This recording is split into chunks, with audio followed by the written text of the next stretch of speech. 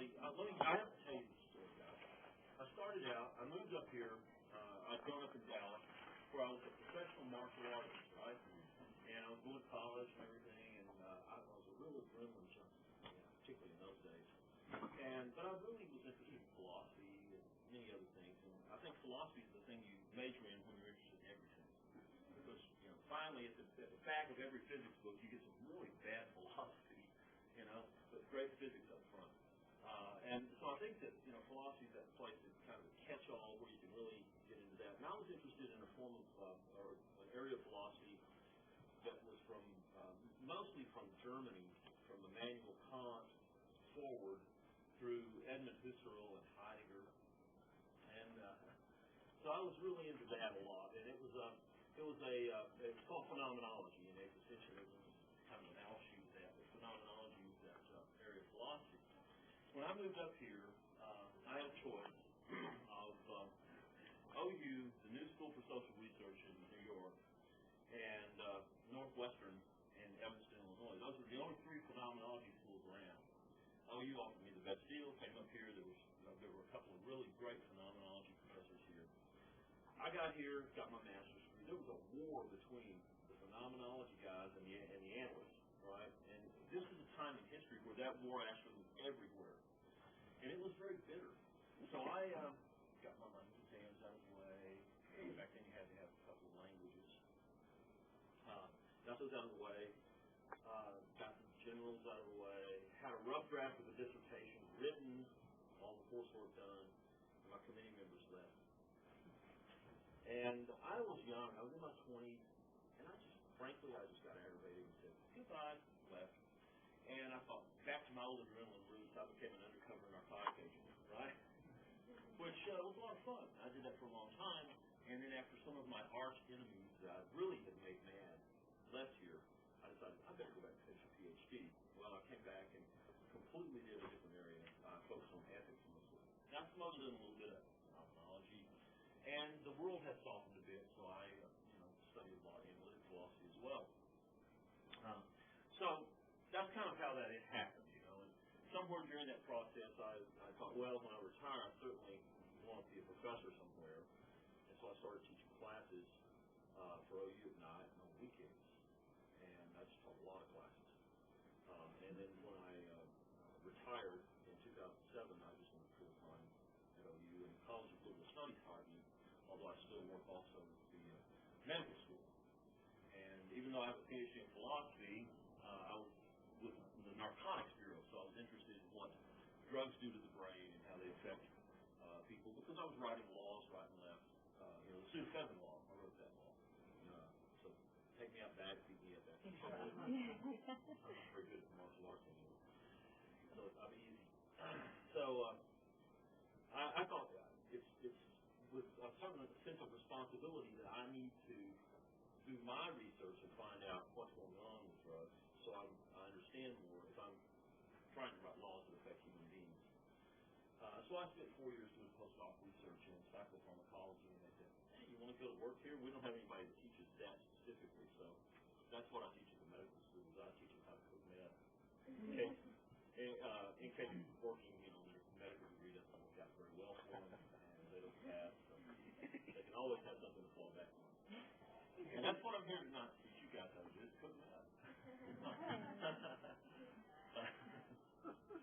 We could do that, There's a lot of competition in my neighborhood for that already. So seriously, what I want to talk about is online. I never heard of an online course. In my education, nothing was online. It was all traditional. You went to college and you went to courses and you wrote papers and handed them in. My first dissertation, I typed on a manual typewriter. If you make a mistake in that, you're in real trouble. They have to retype the whole thing. Anyway, I was teaching weekends and nights, and Jim Pappas became the dean over liberal studies. And he wanted to go in different directions. He's also the dean of university outreach and union education. And he wanted to go in different directions, and online education was becoming more and more popular. And at that time, I really had a fairly negative view of online education. I thought, how can you do this? You know, I just couldn't understand how you could have a professor-student relationship that really had any depth to it when you're dealing with people you've never met. I didn't understand how you can judge their work when you don't even know if they're the ones that did it. And gradually, we started this out, and it was a fluke, you know. I mean, who thought anyone would be interested in online education? And now it's really the staple of the College of Liberal Studies, and we have about 1,800 students in the college, all over the country.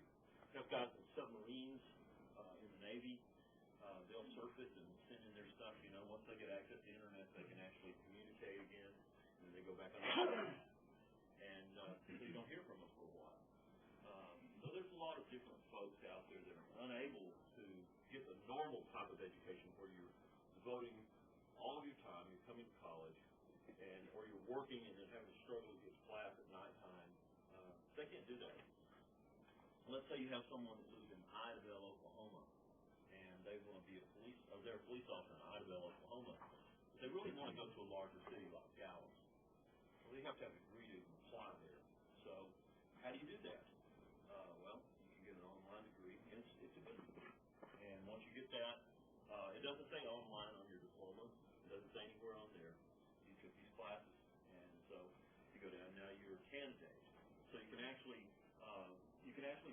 really develop when you're able to access the university from places that wouldn't normally be able to do that. There are a lot of challenges. The first time we had someone and the internet was fairly new, and online things was fairly new. So someone helped develop the courses that decided to put all these little cutesy things in there. Okay, so the victim came down that you shall develop online courses. So I did some different syllabi courses, and I worked them up, and things that I thought I'd like to teach, things that were interesting to me, and handed them in. And then when the website came out, there were all these little things about looking up internet sites and having reflective journals. Have any of you ever tried to grade a reflective journal? How can I tell you whether your reflections are valid? You know, particularly when I didn't give you a criteria for value there. You know, how I grade these things or anything. So all of these assignments were, some of them were kind of flaky, and I had to put up with that for a while until I got to a position where I could get those changed. But this part of the learning process. And gradually, our online delivery system has improved more and more and more. We have D2L now, and there are a lot of things you can do with D2L that I think are very important for the stuff I'm doing now with students. First of all, the biggest issue is how do you get quality education to students that are not present with you? And I think you use everything you possibly can. For one, I start out early. Online students take a lot of feeding and water. Now, granted, you can do that at 2 o'clock in the morning, when it's convenient for you, because it's asynchronous learning most of the time. Unless you have some kind of chat room, you can do that too. But you have people that are not necessarily in the same time zone as you are. And it might not be convenient for them to be up at 3 o'clock in the morning for your 8 o'clock or 9 o'clock chat. So most of the online education is asynchronous. It's happening various times, and the students can then, they have the advantage of actually being able to access the material when they're ready to learn, rather than when they're tired, they just got off work, and it's 5:30, I've got to sit down and do this. Well, maybe I'll eat dinner first, and when I'm relaxed, I can actually think better, and I'm in a better mood to actually create a learning experience. So there's some advantages there for online students in some ways. Some topics lend themselves better to online education than others. Okay? And I'll get into that in just a little bit. But first, talking about delivering quality material. Okay, you have to first of all realize that people are not able to all be on the same time frame. The other is that I think one of the keys to dealing with online students is realizing that there's a reason why these folks are taking classes online. Most often they have a really busy life. They're working. They're not anywhere near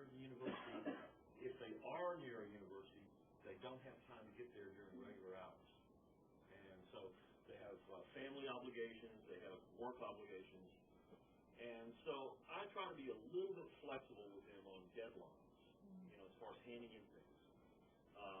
I do have some very firm deadlines, because otherwise I don't think I'm being fair to everyone. But if I give everyone a little bit of wiggle room here, and if they have a legitimate reason why they're not handing in things on this particular day, I'm willing to consider that. Hey, I got fired. I'm having to go out, and look for a job. That's a pretty good deal. We'll take a couple of days into your assignment. After you get over that. So you have to be a little bit lenient as far as the deadlines, I believe, on my students. Otherwise, I don't know that you get their best work. And that's what I'm after. I really want them to have a good education. I don't want to. I want them to have a quality education. And as a professor here at OU, I have to uphold a certain standard of education because OU's reputation is on the line. And if I let people have too much slack, let's say, in what I allow and in how they hand in materials, then it's going to make an OU education sloppy, easy to get. And it's not. It shouldn't be. It has to be very, very academically challenging. It also has to be something that develops a student that can think and feel the material that you present to them. All right, so we have a lot of different boxes there. First of all, we have discussion boards. I start out by emailing students before the class, introduce myself to them. I also am very, very clear about any changes or anything that I want to do in that class. These people, they start out, it seems like a huge number of them are very committed to organization, their own organization. So if you start out on a plan, you can't change it very easily with them. They're going to complain about that a lot. So it works out easier to solve those problems. Make sure that your assignments, everything that you communicate with these students is very, very clear and doesn't leave a lot of doubt. And then the kind of resources that you want them to access. Well, with Laura, the library system that we have here, it's easy to have students do research and read research-grade publications. But you have to make sure that what you're asking is available to them wherever they are. Now, I had, as I mentioned, some students that were in the Navy. We have a contract with the United States Navy to provide certain types of degrees for the Navy. Some of these guys are, sitting in Oklahoma City. There's a Navy contingent at Tinker Air Force Base, and they're so proud that they've stopped maritime smuggling in the state of Oklahoma. They've absolutely squashed it. But there is a Navy contingent up here, it has to do with Navy aircraft, right? And so it's pretty easy for them to get access to things. On the other hand, I have people in submarines.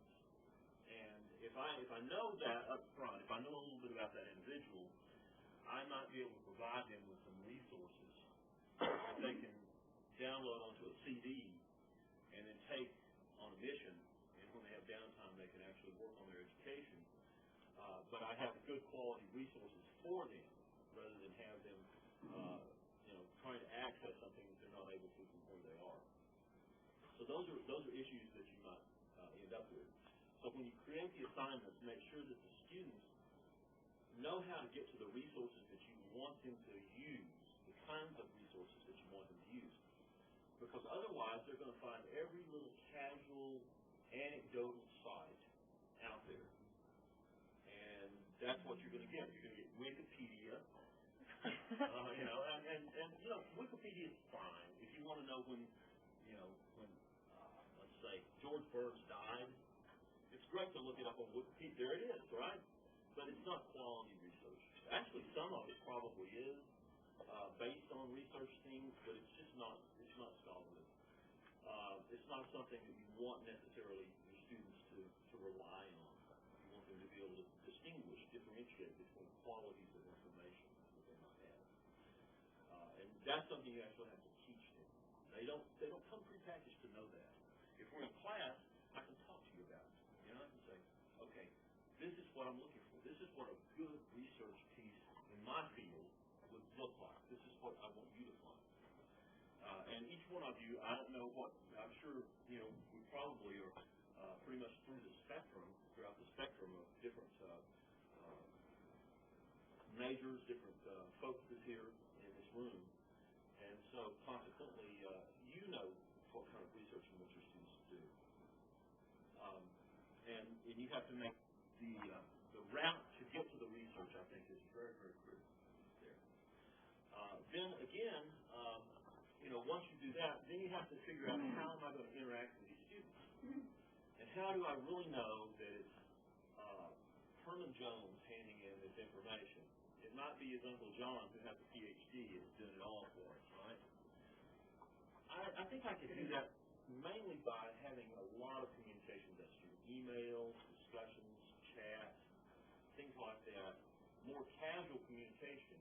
And then all of a sudden, if there's a paper that sounds like it's written by some PhD, that stands out. Also, turn it in. It's automatically, the way we have it set up with G2L, it's automatically, students turn in papers, and then turned in, scans out paper. Then you'll see, well, it's got 30% of it is questionable. But then you look at it, and there's a cover page, and it's got a disclaimer saying that it's their work. That's been handed in so many times, so that shows up, that's part of that 30%.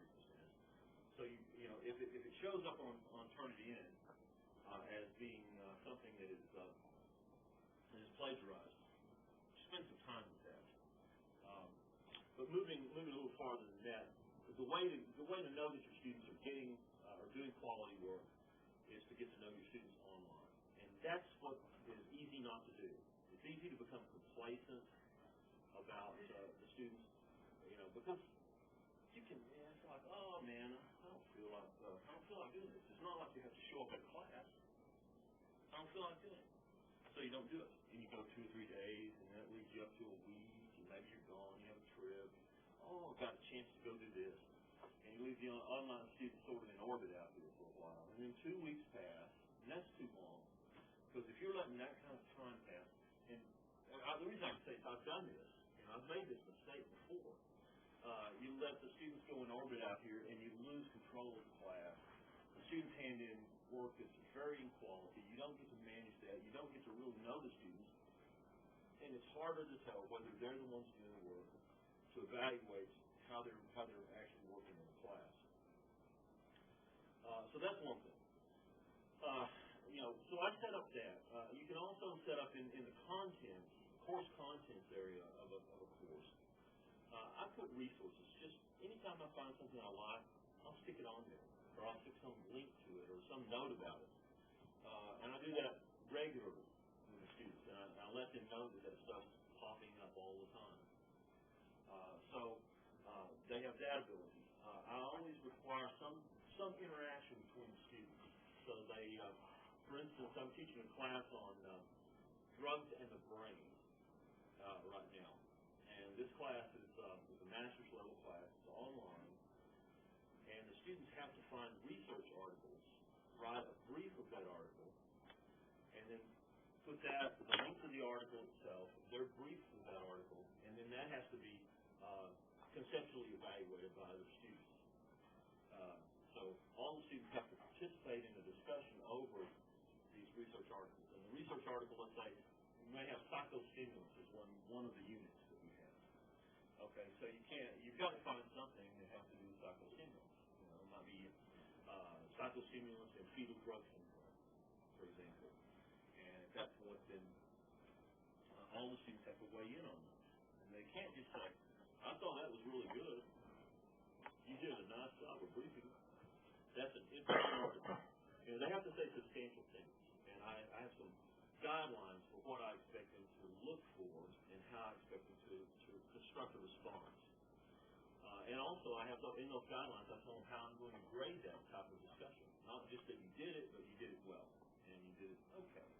Or you did it not quite so well. Or you didn't do a good job at all. And so they have some various criteria there. So if they know up front what they need to do, and you bring them into this and show them how to, they also may not know how to do that. So you have to tell them how do you access this stuff online? How do you do this?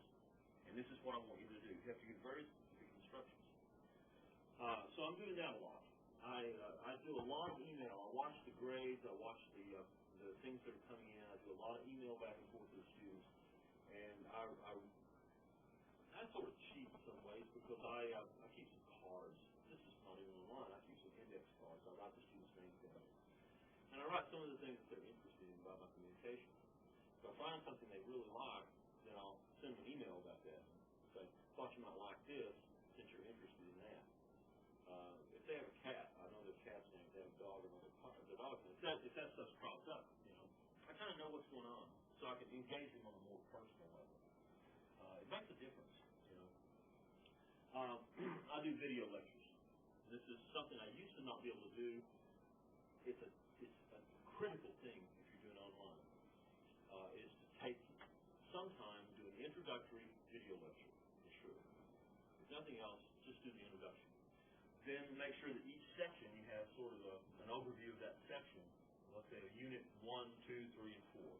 Most of the online courses that I'm working with have 4 units, and the students have a certain length of time, depending on the length of their course, to work on those. Now, I do an overview of the course, 15 minutes, that's it. Because I can't put anything bigger than that on there. If I could, I would do these huge lectures. I love it.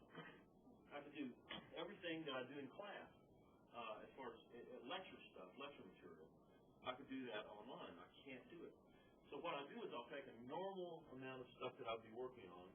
I'll pick the critical concepts. I'll pick like 4 of them. And then I'll do video lectures, about 15 minutes a piece on that particular thing. Now, I'm not talking about, if I'm talking about drugs and addiction, one of the important things, let's say with methamphetamine, is that the amygdala is the part of your brain that knows whether or not you're in danger. It evaluates patterns to see if you're in danger. And this is before you can have, it hasn't even risen to the level of consciousness. So I might have a section on there called Amygdala's Gone Wild. And what that's all about is that the amygdala is the reason the amygdala becomes dissociated from its source of information, the thalamus.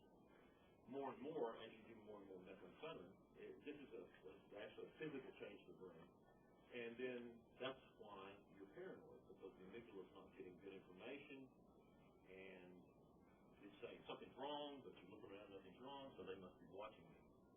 Or the reason my stomach hurts is the flying saucers came in last night and took me, and they experimented on me and soaked me up with some invisible thread and gave me something so I couldn't remember it, but I sort of did.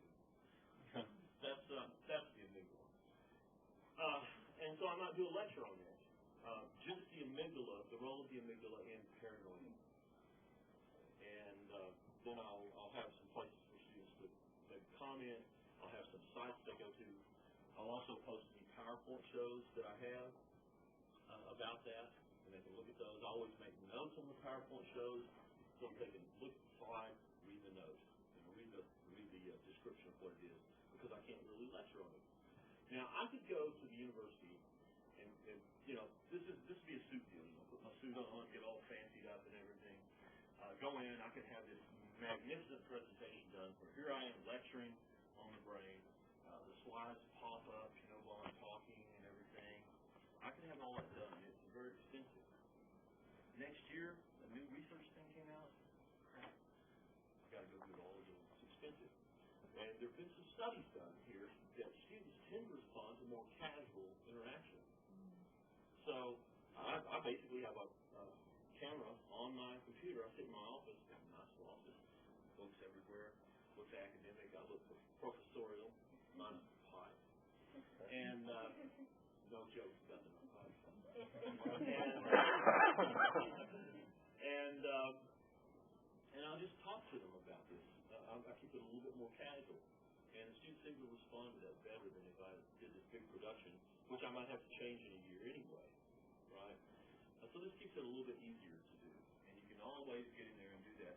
If you just have a camera, you just save a video and then post it on there and tell the students, hey, I just posted this new video, and take a look at it. Let me know what you think. So that's one of the things that I do. Another is that what we tend to do is have the students participate in chat rooms. The chat room is for them to talk about ideas. So I basically put topics up for chat, and I don't want to overdo it. I'll put 2 or 3 topics up for you, right? Because if you put 15, you're not going to get much. Maybe one here, one there, something like that. But test them a little bit of this stuff. Make sure that they interact, and the more they start interacting, the more they're going to continue interacting in your online course. And that gives you more information. I mean, as a professor, what you need is information about your students. You need to know how they're thinking, whether they're assimilating material, what their thought processes are. You're really kind of getting noted intellectually. It's very difficult that you have to pay attention in order to do this. So it's not quite so easy. You just sit down, give everybody an A, go home, have dinner. I know people that probably do that. I wouldn't say that they do, but I know people that don't put a lot of time into reading what their students do. And this is wrong. I mean, you have to actually spend some time with your students, and you have to spend some time reading their material. One of the things that I found was useful is that when I get an assignment from a student, I have some pre-designated guidelines about what I look at in their assignment. And I've let them know up front, these are the things I'm looking for in this assignment. And these are the criteria that I will have for grading. And so I'll basically reproduce that feedback sheet. I'll fill it in. It depends on what they're doing. I hate to be an editor. I mean, you can really bog down trying to rewrite something that someone wrote. And I've had a lot of foul ears. So I'll do some corrections, but I'm not the writing center. I can't work miracles. I may do a lot of corrections and then suggest that they get in touch with the writing center. At that point, we have some students that just can't write, or they're having a real.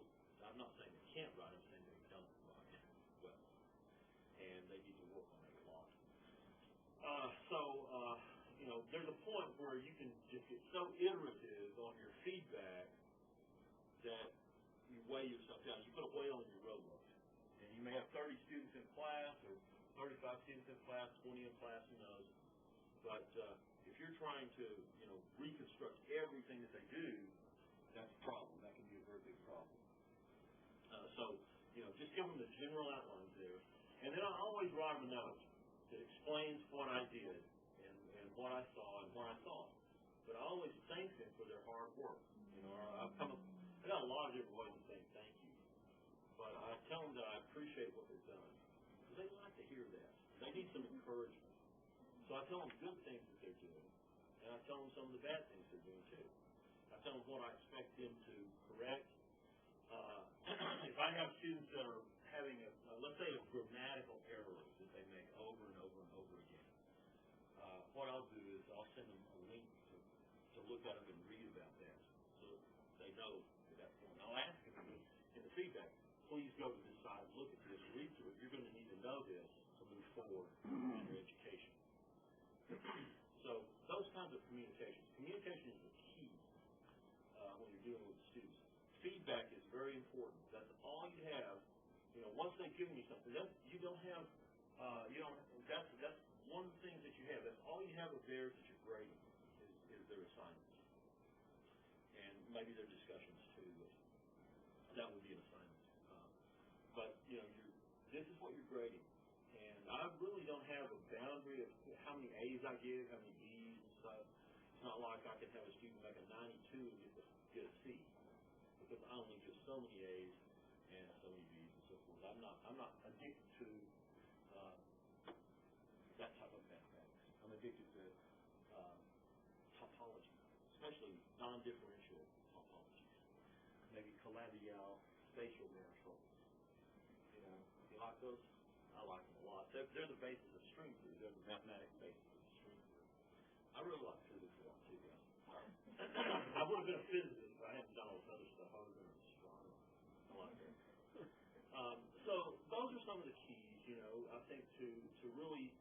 having a good online program.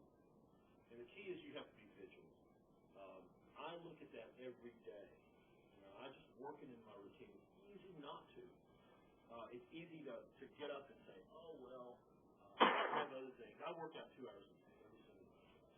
And I have to get old, And an hour of that's just stretching. And it won't take that long for me to get to where I can move. It's easy for me to say, no, I'd rather go work out, or, I'd rather do this or that or the other. And I've done it plenty of times. But you have to actually look at your stuff every day. You have to answer your emails right away, and you have to respond to the students when they turn in an assignment. They're waiting for this, and you have to get back to them as quickly as possible. Faster, I think. You have to respond a little bit quicker than you would if you gave a task and said it'll be next week to get back. The other thing is most of these people work a lot during the week, and so weekends they may actually shut everything down, make time to work on assignments, but they never got any feedback from you. So they waste a weekend of their time because you didn't get feedback to them so that they could decide what they needed to do for the next assignment. Those are just a few ideas. Those are the things I've learned about online education that helped me deliver an online course that I think is better. Like I said, this is an evolutionary process. It started out where I don't think it's anything. It was very, very difficult. It would be difficult to get a completely online degree if you didn't have some of these other resources. Now, with these kinds of resources, I think it's easier. But it takes a lot of work. You may, you actually may put more time into an online course than you do an in-person course. And that's, I didn't realize that when I first started teaching online. It's discontinuous time. Let's put it that way. Because you're getting emails, I'll sit down in the evening and I'll turn on my computer to do something completely different. Now I have an email I have to answer, and I have to do it now. So anyway, that's probably all I know about online education. It's still a work in progress. I think in the future what we're going to have to deal with is having the ability to get people together in a virtual community a little bit more. And you can actually set up groups of people that are in the same time zone and have them get together for group activities. You can sit in on that if you want, and it can be more virtual. They can have avatars of themselves in some way, sitting on the rings of Saturn. That's way off in the future, right? In some kind of three-dimensional, actually tactile, sensitive space. That's even better. Of course, if we get that sophisticated, nobody's going to be going to college. They're just going to be having sex on the computer. On the other hand, somebody's having to work on the computers, right? But on the other hand, I think that we're going to have more of that type of interactive capabilities. We're going to have, in the near future, we're going to have greater bandwidth capabilities or ways of compressing data that will be easier to get to the students. Right now, we could do some things that are more sophisticated than what we're doing, but the students may not have the resources to actually decompress a huge zip file with a video. If I wanted to give them a long video, I probably could do that, but I'd have to zip it and download it. It may take a little while. I can still do that, but I think that process is going to be shortened with greater technology. One of the things you have to be careful of with online also is copyright. You putting things on there. So, for example, there's a medical doctor who's also he's a psychiatrist and a neuroscientist both, and he's the foremost authority in the world on brain scans. His name is Daniel Heyman. And he's using those to determine psychiatric illness and different kinds of functional brain scan or functional damage is shown up in these brain scans. And he's got some great slides, three-dimensional slides of brains of people that have done all these different drugs, right? So when I teach a class about drugs in the brain, I really like to use Dr. Ainan's slides. Daniel Ainan's really interesting guy. And so I have to contact him and make sure it's okay. He's been very nice and let me do that. But I've been very careful with how I articulate what I want to do. I'm not selling them or anything like that. I'm just doing it for academic purposes, even though I get paid. He knows that. He's also a clinical professor. So make sure that you don't start putting things on your site that are going to get you in trouble. Be careful what you say to the students, because you're creating a permanent document. You know, in person, if we're just chatting, I might say something, and I might have actually made a mistake and kind of said it wrong and it offended you, but then I apologize and everything's okay. But if you start saying things online, be sure you're definite about what you're saying there, because if you say something really bizarre, it can be misinterpreted a lot, and that's dangerous. I'm friendly with students, but not too casual. I don't, like I say, I'll know some things about them, and I'll include that when I talk to or when I email them things, but I'm not their buddy. I'm their professor. So there's a difference there. And I have to maintain that professional relationship.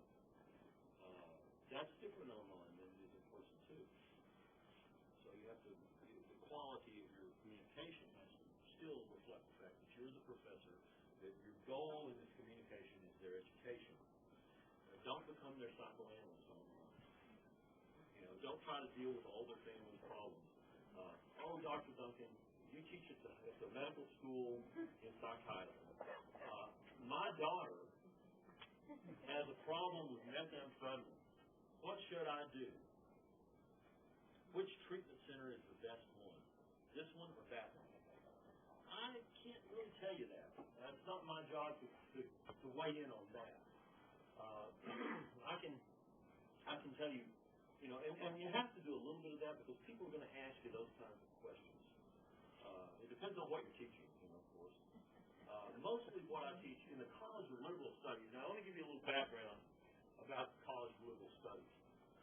Okay, a liberal education traditionally is that education based on the great books.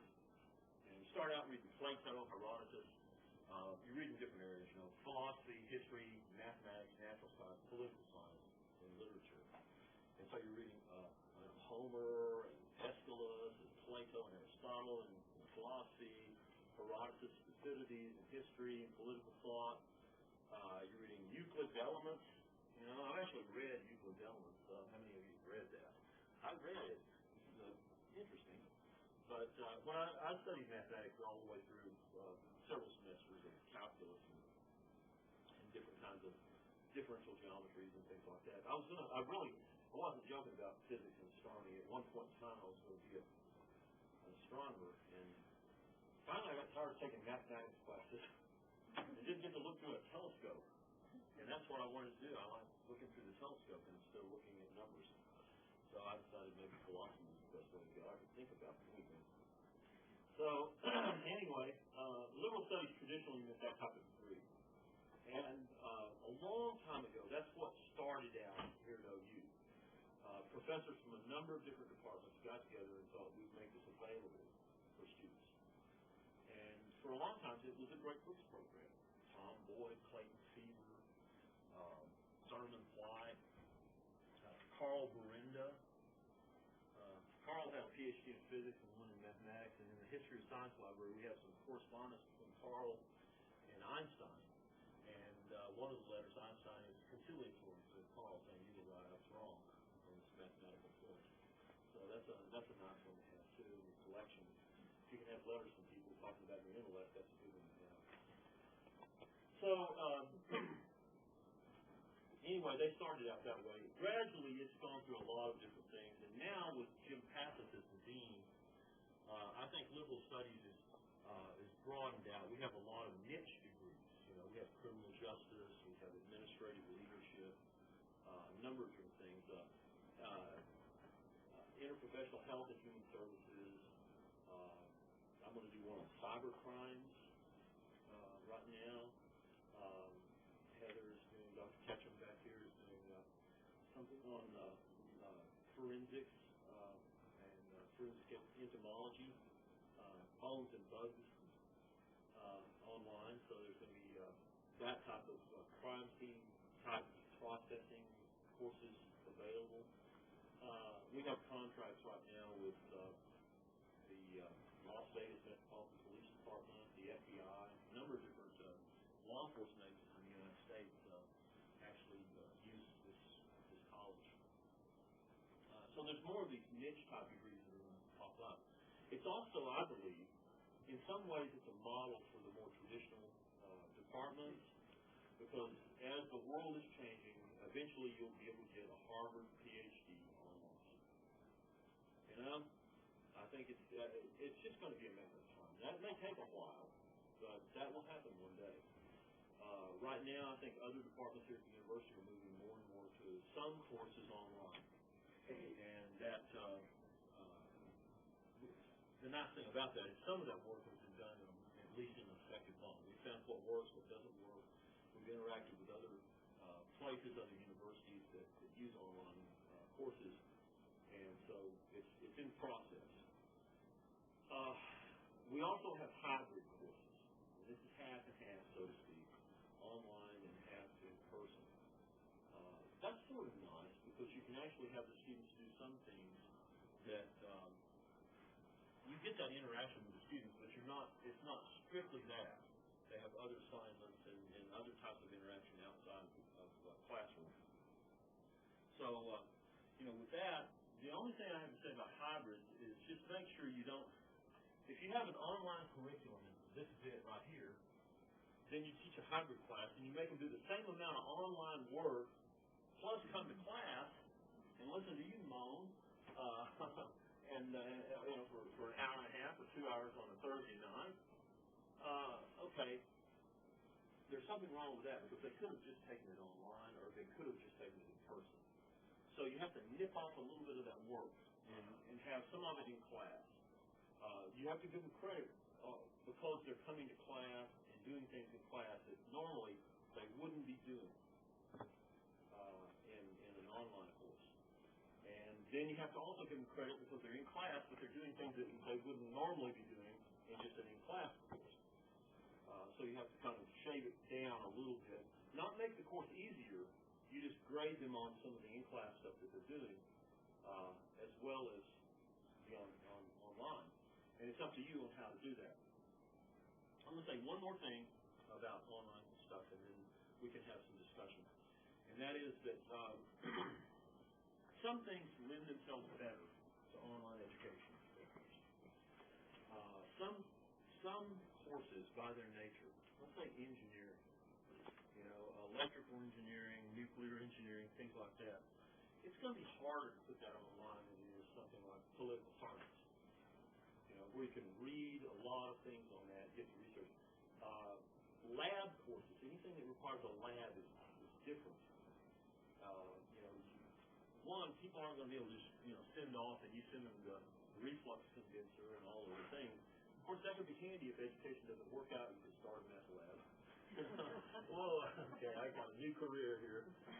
But, you're just not going to be able to afford the kind of laboratories that you need in a lab science. So you've got to be closer to the university. You've got to be able to sit in those labs. You can't, and maybe I can say, okay, I've got some slides here of different types of tissue. And these are photographs taken through a real microscope. But you've never seen a microscope, and you've never looked through one. Maybe you saw one time when you were a kid in school. But this, okay, so is that really an equivalent for you actually looking at real tissue and preparing slides and all this stuff, looking at tissue under a microscope in a lab? I don't think so. But as we get more into virtual technologies, virtual reality technologies, maybe you can do some of those other things. Of course, if we're talking about electron microscopes, and we're looking at, we're either looking at data coming from an electron microscope, or two actual images. You're not going to be able to see anything except the computer-generated stuff anyway. So it just depends on what you're teaching. Some things require a lot more support. They require the ability to ask questions on a more frequent and casual basis. I shudder to think about how I would teach,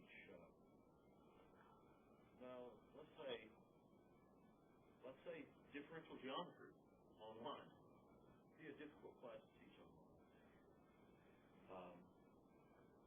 I just remembered one more thing.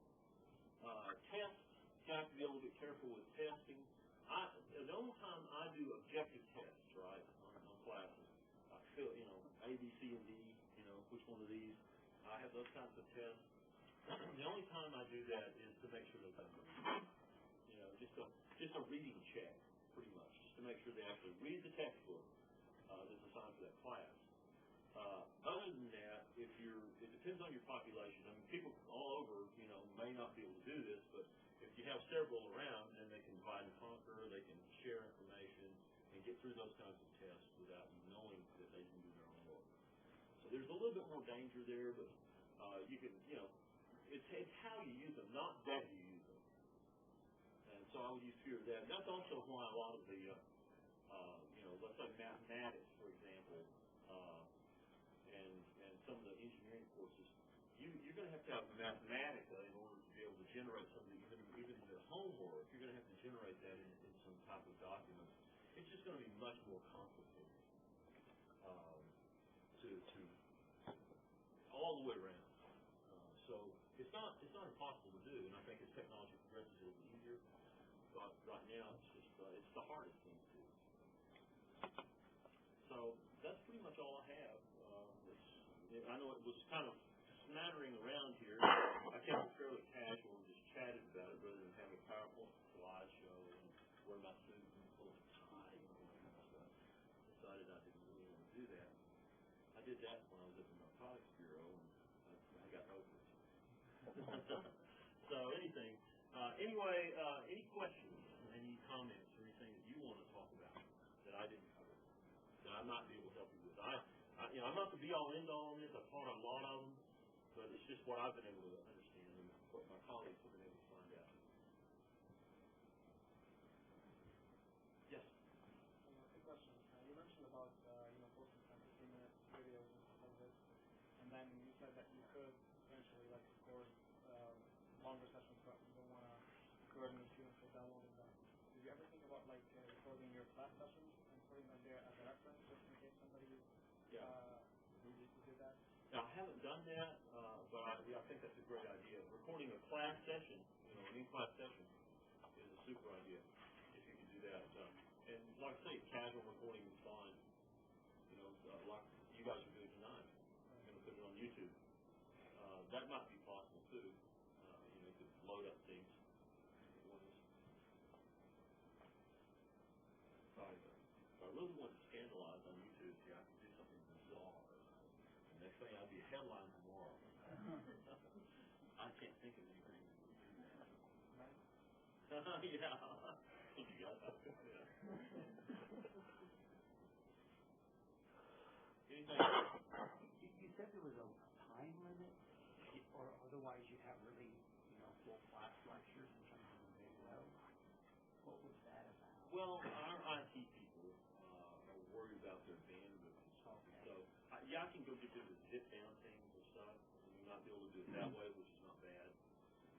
But if I'm just doing it from my office, and I'm just basically doing a video while I'm sitting at my desk, and then I just upload it right in without, having maybe you can zip and do all these things from yours. I'm not that sophisticated yet. But It just gets too big a file. Yeah, it gets to be too big a file. And some people out there might not have the ability to download it. Okay. So you sort of have to work off the lowest common denominator, or the reasonable denominator. I would say not the lowest common, because then, my gosh, we'd still be working off an abacus. If that were the case, we'd still all be in the reading circle, little Johnny be a past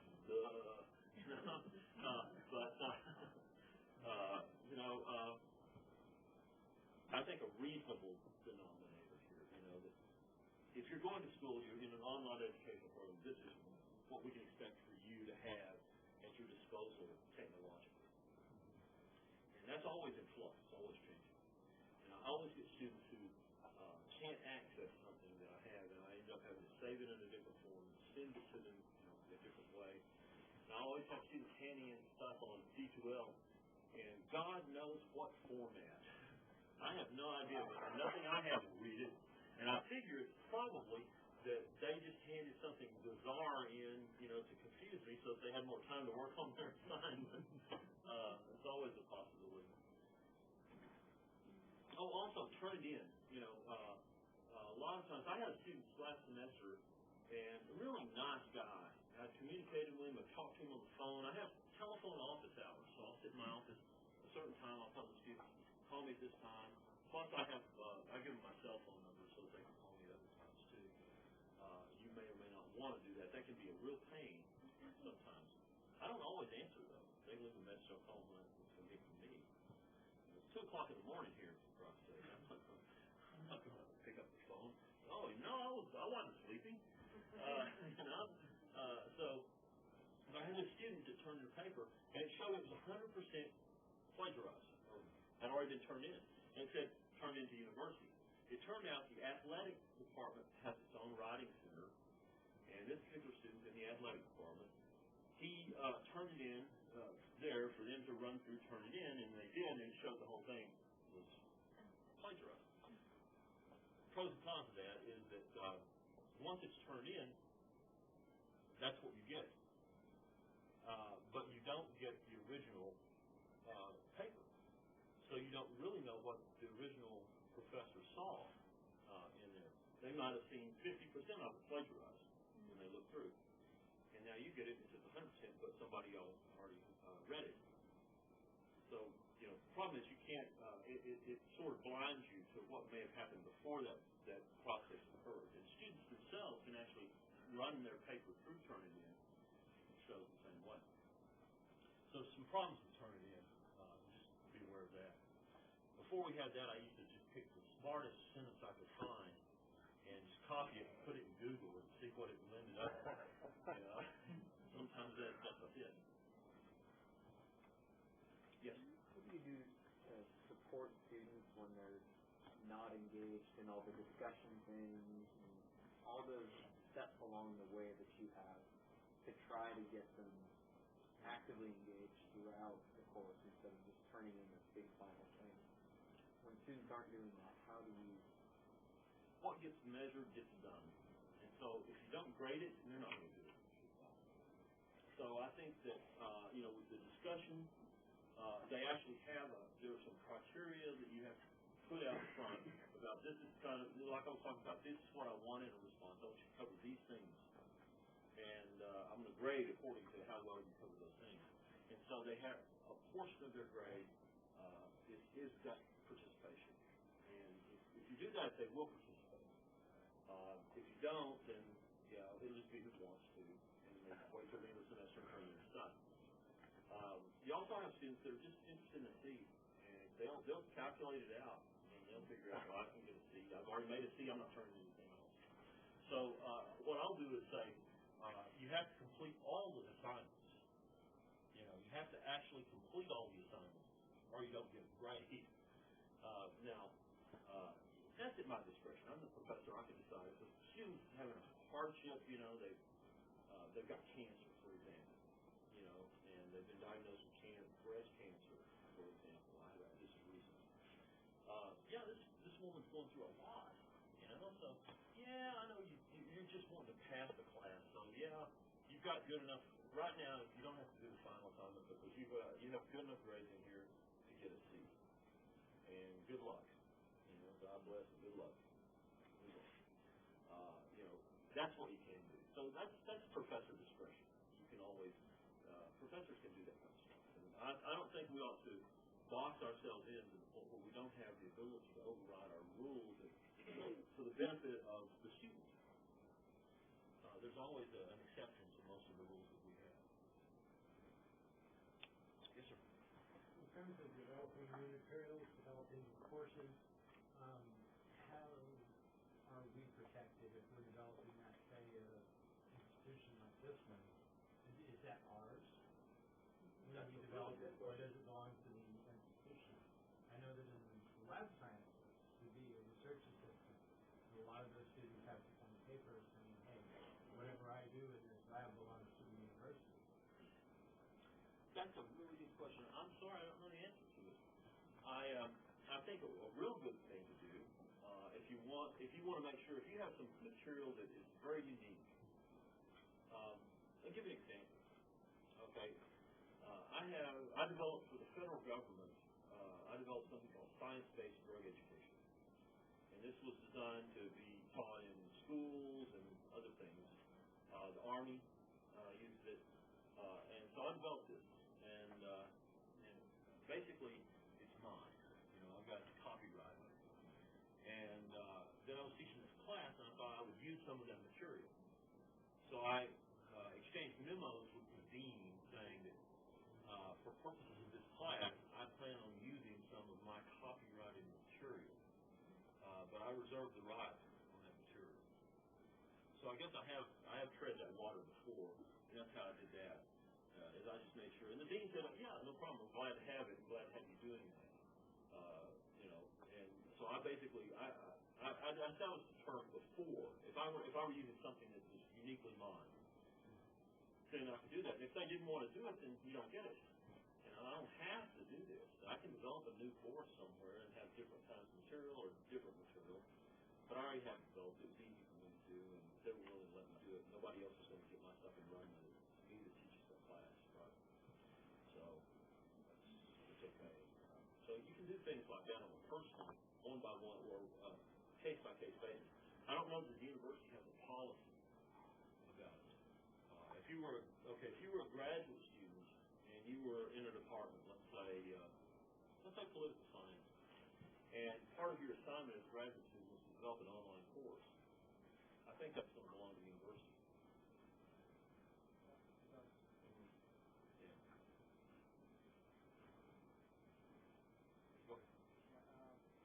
From what you're saying, I think I got the impression that most of your students are like adults, or like they have part-time students or something, like they have a job or something. Mm-hmm. But I have some interaction with some undergrads or like first-year students that are taking online courses or have a coursework. Right. And I know it's a small sample, but at least like 20 students or 25 students, and they all hate them. Am I talking to the wrong people, or is it, or do you know if this is the impression of this is how younger students, and this is mostly in engineering and math as well. Yeah. Yeah, so I don't know. Yeah, that would be a problem. Of course, if I were them, I would be probably doing the same thing. If you, when your education, coming up, if you had the opportunity to keep clicking when you got the wrong answer, you certainly would have done it. Yeah. But yeah, I think that you get what you put into an education, and we can provide the context of a really good education. If someone doesn't want to get that education, they can probably pass and get much less education. But I don't think that there's a point where if they don't do certain things, they don't get the grade. How do you protect them from themselves? Because if it was me and I had this option, like you said, Yeah. I would do this, not knowing that when I go to higher level class, I'm going to be lacking this information that I need. So do you have any? I don't know if I know you're working in a system that's already in existence there. I would probably stay away from basing their grades on things they could do that with, if I could. For example, if I'm taking an online class and I can play around and get the answer without actually trying to solve, without really doing any thinking and solving, I can just play around with the mouse and finally end up with an answer. And I'm getting really good at playing around with the mouse, right? That's what I'm being educated to do. And I think that's just a matter of some of the things that you can do in class, where I can have people come in class and take a test. And they're in here a finite period of time. Here I am. They can't really do much else, and then they have to hand it in. And I can get a grade out of that. But online, my gosh, there's so much they can do to influence their answer, and particularly if you can just keep mouthing around until you find it. So I think probably in trying to teach them on a course, you've got to come up with another method of evaluating students that won't let them do that. Either basically say you need to solve the problem before you click, because once you click, you're done. And if your grade goes in, It may show you what you missed, but you missed it. You can't go back and undo it. Yeah. So I think if you set up a system like that, then they're going to be a little careful about what they're doing. I mean, when I was taking mathematics, you didn't get a second chance. You either got it or you didn't. You know, you handed in your homework or you handed in your test. I mean, you're in there, and my gosh, you know, struggling time over there, struggling. You hand it in. You know, why should these guys be any different there? That's why those are hard classes to teach. You know. Yes, ma'am. I've not really had much exposure to online classes. I've never even had a hybrid class. I'm just wondering, when do you decide when a class or a course should be hybrid or fully online? Well, the dean tells me. Actually, what happens, hybrid, okay, there's a difference. An online course, I can have students all over the world, right? A hybrid course, they've got to be here because they have to show up on Thursday night, for example. So for it to be hybrid, they actually have to come to class. So they have to be geographically in my proximity. And all that the hybrid course does, it gives the students a little bit more time outside of class that they can work on the online stuff. So if they are very busy in their life, they don't have to spend as much time in class. They have some of this constituted as an online. And so it's just a matter of we're talking about economics at that point. You know, university are there enough students that warrant an actual class, or do we have a committed program? For example, I mentioned that the College of Legal Studies has a contract with the Las Vegas Police Department. Well, the first class I taught out there, I had 4 people in it, and it cost a lot to send me out to there and have me stay at the MGM hotel. And I'm an expensive guy, and you know, they didn't make that much off the course, to be honest. But the commitment to having an instructor actually be there, a professor be there to teach the class, was larger than the economics of that particular class. So that's something that's worked out, you know, above my pay grade. Anything else? Well, if you do have any questions, my email is jduncan@ou.edu, just the initial J, D-U-N-C-A-N. It's a smart board. It looks different, so we won't have to boot anything up here. The initial J, D-U-N-C-A-N, and my telephone number, I'll give you my office number since this is going out on YouTube, is 405-325-2908. And if you see me after this machine goes off, I'll give you my cell number. Thank you very much.